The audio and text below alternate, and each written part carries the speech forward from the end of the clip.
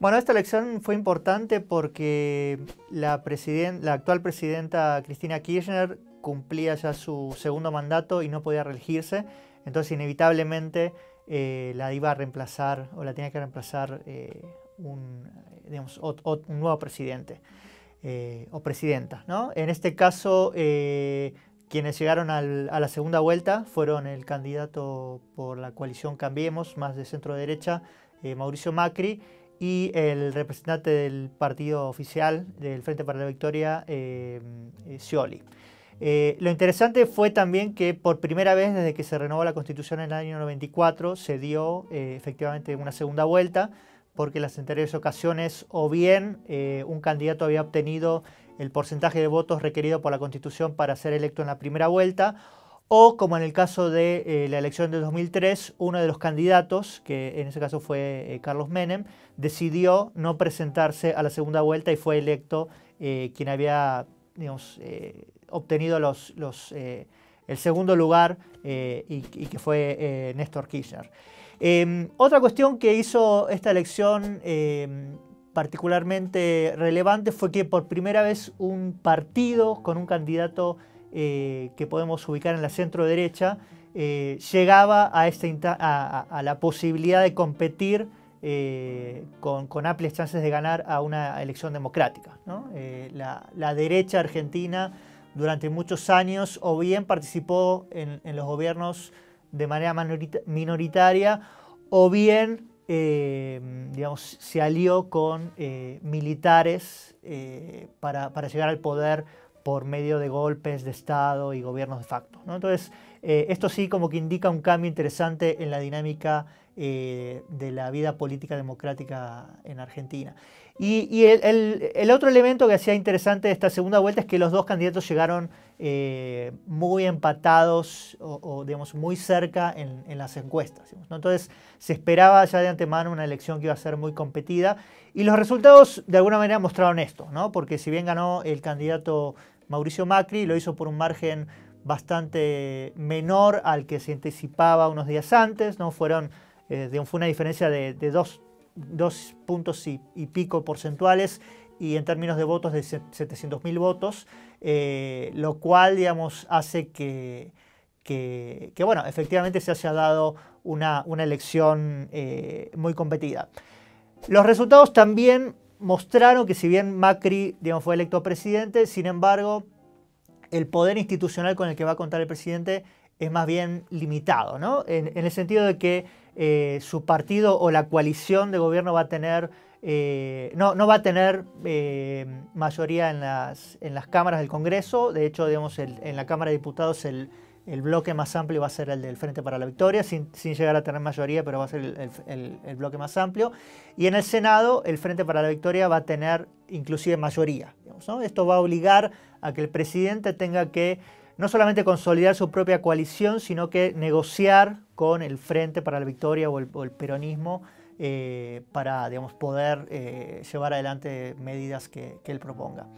Y lo mismo pasa con el tema de la distribución más bien territorial, ¿no? Digamos, también la coalición de gobierno va a tener una minoría de los gobernadores, si bien por primera vez desde que en 1997 se eligió de manera democrática el jefe de gobierno de la Ciudad de Buenos Aires, por primera vez el mismo partido o la misma coalición de gobierno ha accedido al gobierno de manera democrática o digamos a través de elecciones en la Ciudad de Buenos Aires y la provincia de Buenos Aires, que son los dos distritos más importantes del país, que concentran casi la mitad de la población total del país y digamos que también tienen la participación más importante en la producción, ¿no? en la economía nacional y al mismo tiempo el gobierno nacional, digamos, ¿no? Entonces esta suerte de trípode puede ser uno de los pilares en los que se apoye o se vaya a tener que apoyar Macri para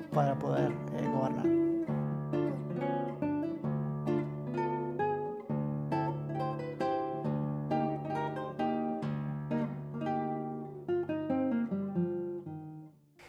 Yo creo que tendríamos que pensar en una combinación de factores por un lado estructurales y por otro lado más coyunturales, ¿no? Los estructurales tienen que ver con la situación de la economía argentina en estos últimos años. Desde hace 4 años la economía prácticamente no crece, no se genera demasiado empleo en el sector privado, y esto se conjuga con altos niveles de inflación y con dificultades en relación con el tipo de cambio. Digamos, ¿no? Prácticamente desde el inicio del segundo mandato de Cristina Kirchner en el 2011, el gobierno tuvo que establecer restricciones importantes al mercado cambiario, ¿no? Lo que hizo que se generara un mercado, digamos, negro, un mercado paralelo, por la dificultad para que entraran al país divisas, ¿no? Y el impacto que esto ha tenido en la economía ha sido doble, digamos, ¿no? Por un lado, el tipo de cambio oficial, digamos, se ha mantenido o ha mantenido al peso sobrevaluado, y esto hace que los productos argentinos, las exportaciones argentinas hayan perdido competitividad en los mercados internacionales, y por otro lado ha limitado el acceso a los dólares de los importadores, ¿no? Digamos que muchas veces necesitan ciertos insumos importados para producir, ¿no? Entonces esto le ha pegado a la economía de manera doble, digamos, por estas dos vías. Y otro factor estructural que me parece importante, que se está viendo, digamos, no solo en la Argentina sino en otros países de la región, es o tiene que ver con ciertas dinámicas que han hecho que sectores importantes de la sociedad hayan comenzado a mostrar una posición cada vez más fuerte a cierto estilo de gobernar, en este caso particular de Cristina Kirchner, por, digamos, una modalidad de poder muy concentrado, ¿no? Digamos, de decisiones que se toman de manera no consensuada, ¿no? De polarización entre el gobierno y los sectores de la oposición, falta de diálogo, el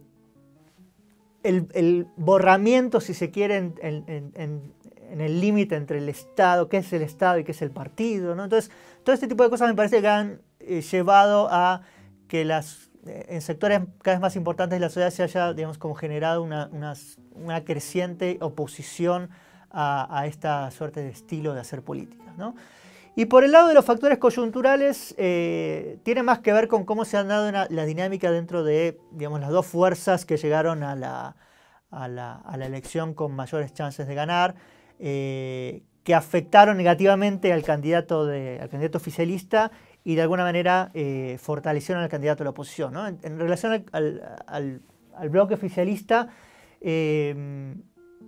tensiones desde el inicio, desde que se conoció, mejor dicho, que desde la presidenta misma accedió a que Daniel Scioli fuera candidato del oficialismo, se generaron tensiones internas muy fuertes porque Scioli no era originalmente el candidato más cercano al núcleo más duro del kirchnerismo, digamos, que rodea a la presidenta, y por lo tanto se generó ahí una suerte de cuestión en el sentido de que Scioli de alguna manera tuvo que gastar más energía en convencer a los propios miembros, digamos, de la coalición de gobierno que a los electores más independientes que le podrían haber sumado votos por otro lado, digamos, ¿no? Y por otro lado, ciertos sectores dentro de la propia coalición de gobierno nunca terminaron de estar convencidos completamente de la candidatura de Scioli, y se generaron circunstancias como, por ejemplo, que ciertos otros candidatos oficialistas hablaran mal del candidato presidencial, ¿no? O que la presidenta nunca mostrara, salvo en ocasiones contadas, pero no mostrara un apoyo muy ferviente a su propio candidato. Entonces, esto llevó, digamos, como a ciertas tensiones por ese lado. Y por otro lado, por el lado de la oposición, a diferencia de lo que aconteció en otras elecciones, logró sí efectivamente consolidar un polo de diferentes fuerzas en torno a un candidato presidencial más competitivo, ¿no? Y de alguna manera esta conjugación permitió, por ejemplo, que el PRO, digamos, ¿no? El partido que lidera Macri, lograra una alianza con la UCR, y esto, digamos, generó una dinámica o un círculo virtuoso en el sentido de que la UCR no tenía un candidato presidencial, pero sí tenía y sigue teniendo representación territorial a lo largo del país. Y por otro lado, el PRO adolecía justamente de una, si se quiere, penetración territorial fuerte, pero tenía un candidato competitivo, ¿no? Entonces, esto generó como una alianza virtuosa que potenció la candidatura de Macri.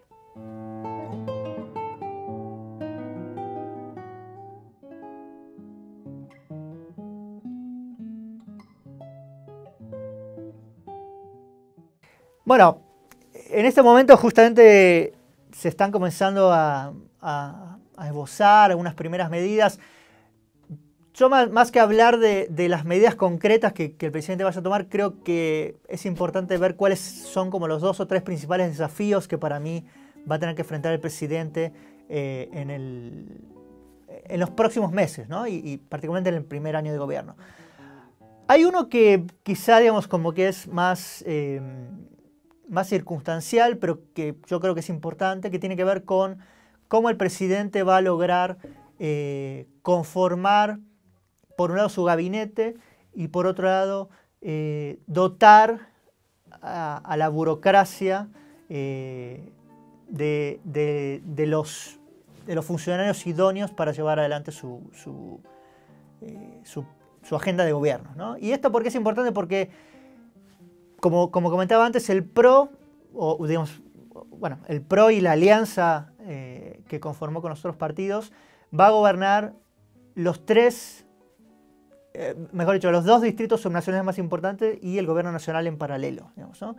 Y esto supone un escenario para el que no estoy seguro de que justamente el partido de Macri estaba preparado en términos de la cantidad de gente que se necesita para cubrir estos 3 gobiernos, ¿no? Se habla de más o menos 10.000 personas para ocupar los puestos claves de estos 3 gobiernos. Y evidentemente esto implica una suerte de crisis de crecimiento que el partido de Macri va a tener que enfrentar en el corto plazo para poder ocupar estos puestos de dirección claves en estas 3 burocracias, digamos, ¿no?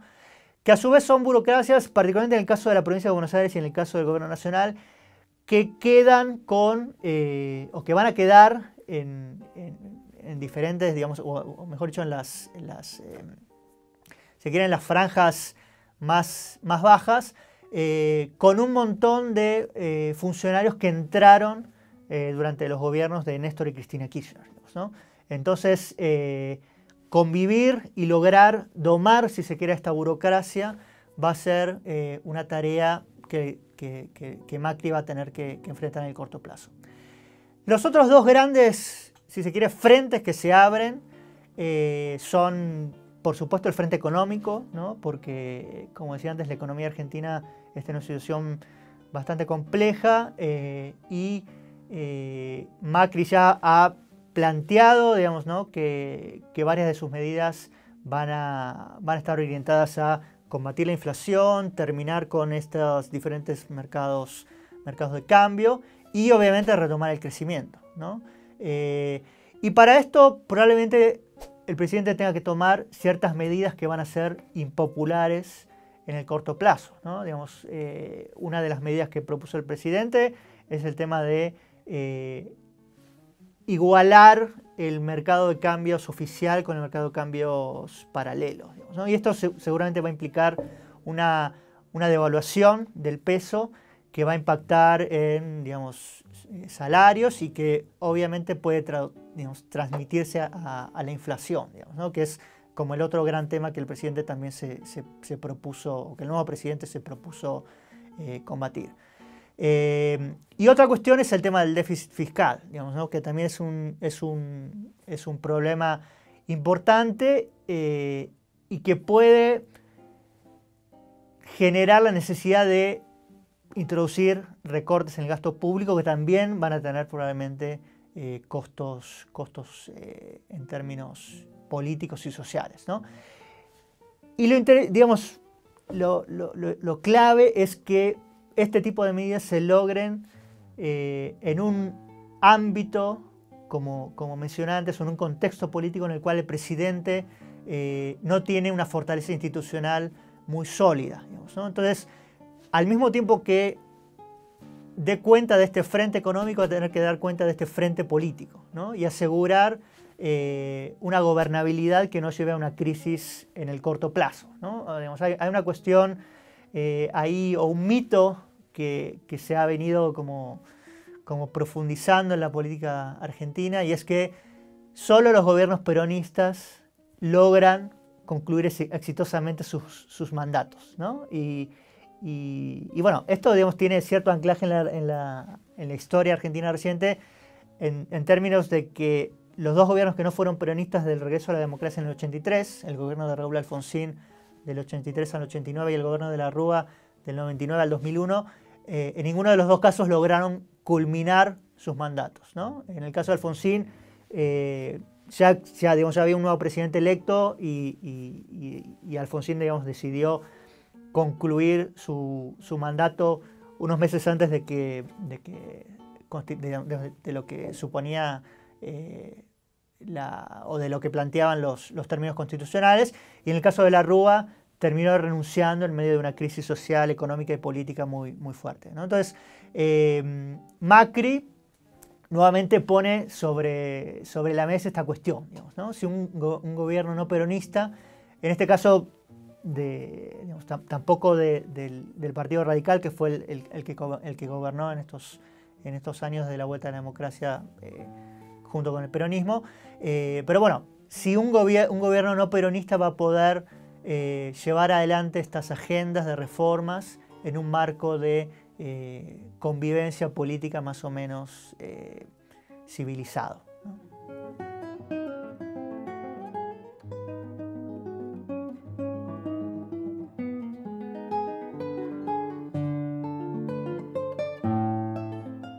Bueno, también ahí yo creo que que se puede plantear la respuesta en dos planos, ¿no? Por un plano, en términos de cuál va a ser la política exterior del gobierno argentino y cómo eso va a impactar en la relación que tiene con los demás países de América Latina, ¿no? Porque claramente los gobiernos de Cristina Kirchner y de Néstor Kirchner privilegiaron estrechar lazos con los países de la región, ¿no?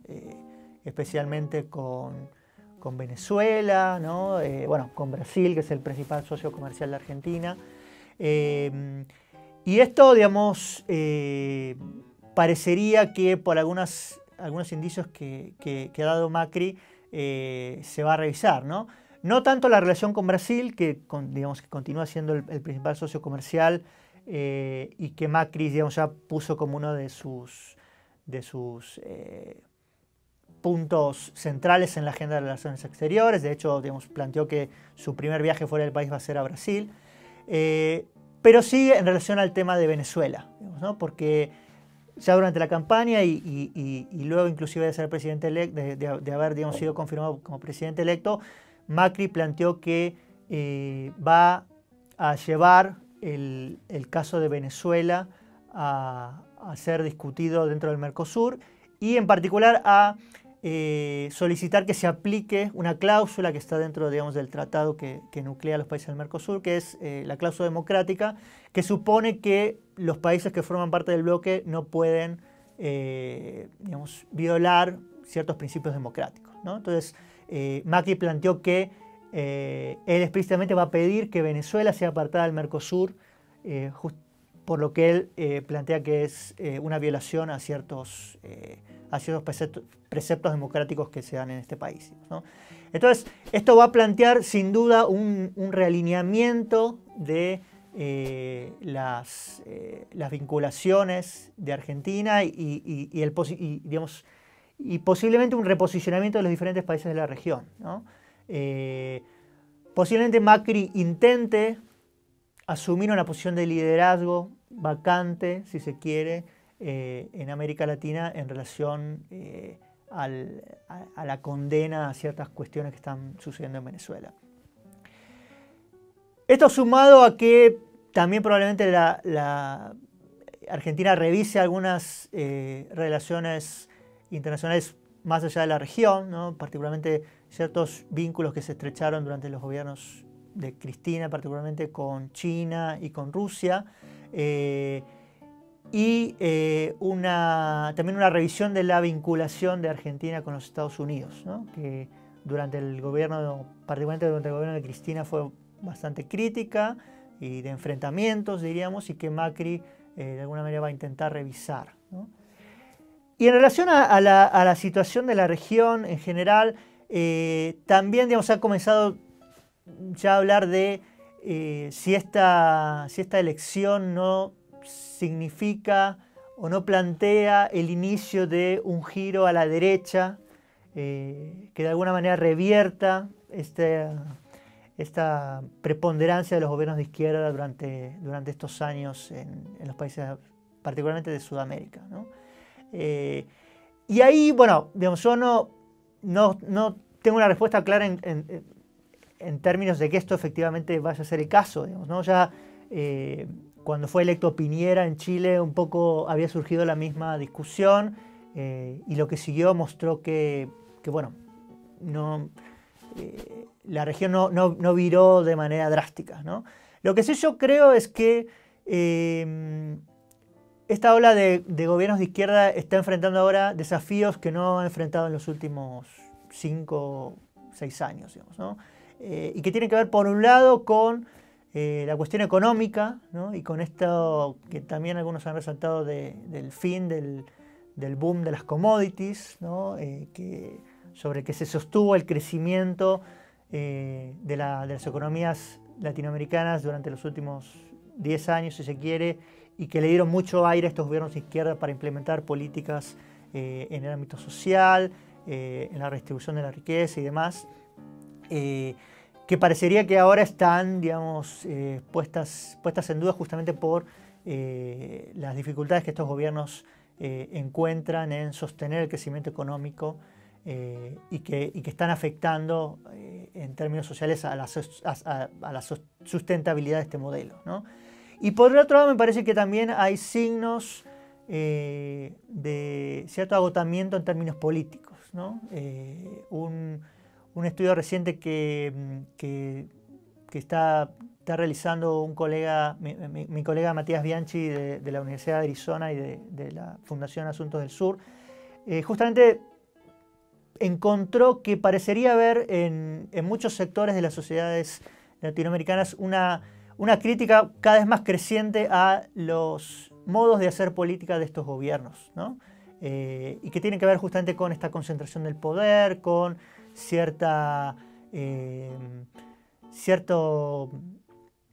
flexibilidad, digamos, en términos institucionales, de ciertos, mejor dicho, el aumento de los problemas de corrupción asociados a este ejercicio del poder tan concentrado. Y estas sociedades han comenzado o diferentes sociedades han comenzado a hacer de alguna manera valer su voz en la agenda pública en contra de estas cuestiones, ¿no? Digamos, la serie de manifestaciones de Brasil el año pasado, la situación que está enfrentando Dilma justamente en estos años. Lo mismo podemos encontrar en Ecuador. En el caso de Venezuela, la oposición, digamos, aparece con muchas chances de ganar las elecciones parlamentarias dentro de poquitos días, ¿no? Entonces, parecería ser que, si bien no podemos hablar de que vayamos a ver inevitablemente un giro a la derecha, sí parecería ser que este modelo o este ciclo de los gobiernos de izquierda está llegando a una situación de desafíos que hasta este momento no ha enfrentado, ¿no? Entonces, probablemente en los próximos años ahí nos den la respuesta de si logran enfrentar con éxito estos desafíos o si tenemos fuerzas que llegan a estos gobiernos de los países de la región para reemplazar a estos líderes que han gobernado estos años.